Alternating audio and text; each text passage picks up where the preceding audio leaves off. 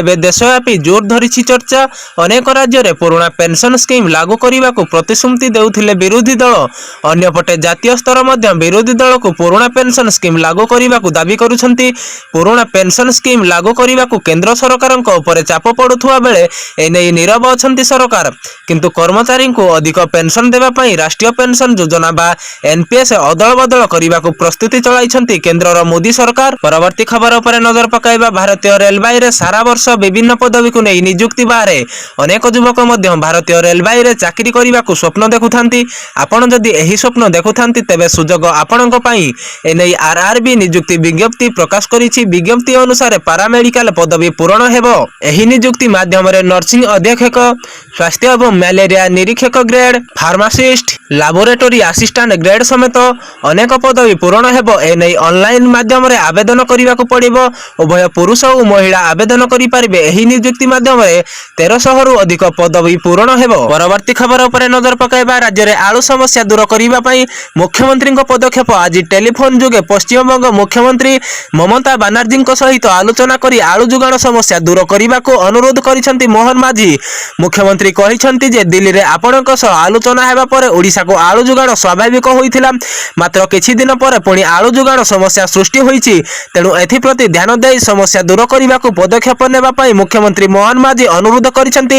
ସେପଟେ ପଶ୍ଚିମବଙ୍ଗ ମୁଖ୍ୟମନ୍ତ୍ରୀ ମମତା ବାନାର୍ଜୀ ଏ ଦିଗରେ ଉପଯୁକ୍ତ ପଦକ୍ଷେପ ନେବେ ବୋଲି ପ୍ରତିଶ୍ରୁତି ଦେଇଛନ୍ତି। ପରବର୍ତ୍ତୀ ଖବର ଉପରେ ନଜର ପକାଇବା। ରାଜ୍ୟ ବାହାରେ ଜମି କିଣିଥିବା ସରକାରୀ ବାବୁଙ୍କୁ ଧରିବା ପାଇଁ ଭିଜିଲାନ୍ସର ନୂଆ ଯୋଜନା କରୁଛି। ରାଜ୍ୟ ବାହାରେ ଜମି କିଣିଥିବା ବାବୁଙ୍କ ସମ୍ପତ୍ତି ତାଲିକା ଜାଣିବା ପାଇଁ ଭିଜିଲାନ୍ସର ସବୁ ରାଜ୍ୟରେ ଆର୍ଜିଆର୍ ଇନ୍ସପେକ୍ଟର ଜେନେରାଲ ଅଫ୍ ରେଜିଷ୍ଟ୍ରେସନକୁ ଚିଠି ଲେଖିବା। ଓଡ଼ିଶାରେ ଚାକିରି କରିଥିବା ଯେଉଁ ବାବୁମାନେ ରାଜ୍ୟ ବାହାରେ ସମ୍ପତ୍ତି କିଣିଛନ୍ତି ତାହାର ତାଲିକା ଦେବାକୁ କୁହାଯାଇଛି। ତାଲିକା ଆସିବା ପରେ ସେମାନଙ୍କର ଆୟ ବହିର୍ଭୂତ ସମ୍ପତ୍ତି ଯାଞ୍ଚ କରାଯାଇ ଚଢ଼ାଉ କରାଯିବ ବୋଲି ଭିଜିଲାନ୍ସର ସୂତ୍ର ଜଣାପଡ଼ିଛି। ପରବର୍ତ୍ତୀ ଖବର ଉପରେ ନଜର ପକାଇବା। ପ୍ରଧାନମନ୍ତ୍ରୀ ନରେନ୍ଦ୍ର ମୋଦି ଆଜି ଭାରତୀୟ କୃଷି ଅନୁସନ୍ଧାନ ସଂସ୍ଥାରେ କୃଷକଙ୍କ ପାଇଁ ବଡ଼ ଘୋଷଣା କରିଛନ୍ତି। 109 ପ୍ରକାର ଫସଲ ଉନ୍ନତ ବିହନ କିସମ ଜାରି କରିଛନ୍ତି। ଏହି ବିହନ ଜଳବାୟୁ ଅନୁକୂଳ ଏବଂ ଜୈବ ଶକ୍ତି। ପ୍ରଧାନମନ୍ତ୍ରୀ ଏନେଇ କୃଷକ ଏବଂ ବୈଜ୍ଞାନିକ ସହ ଆଲୋଚନା କରିଛନ୍ତି।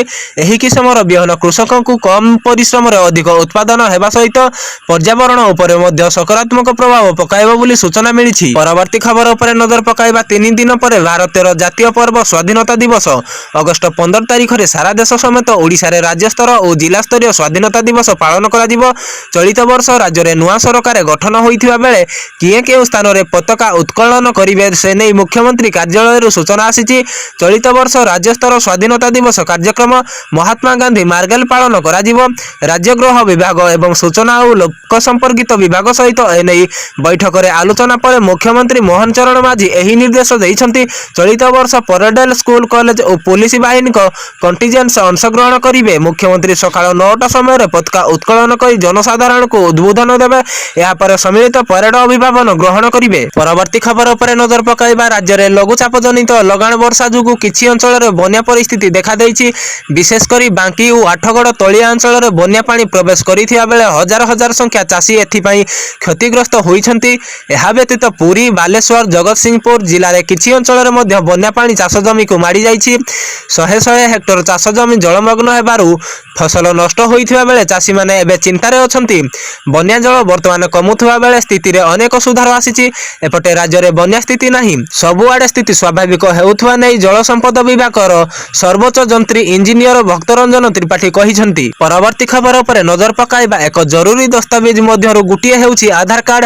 ଏବେ ଯେଉଁମାନଙ୍କ ପାଖରେ ଆଧାର କାର୍ଡ ରହିଛି ସେମାନଙ୍କୁ ପ୍ରତି ମାସରେ 1000 ଟଙ୍କା ଯୋଗାଇ ଦେବାକୁ ନିଶ୍ଚିତ କରିଛନ୍ତି ସରକାର।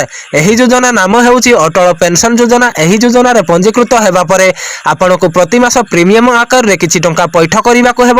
ଏହାପରେ ଆପଣଙ୍କୁ 60 ବର୍ଷ ପୂରଣ ହେବା କ୍ଷଣି ପ୍ରତି ମାସରେ 1000ରୁ 5000 ଟଙ୍କା ଆସିବା ଆରମ୍ଭ ହେବ।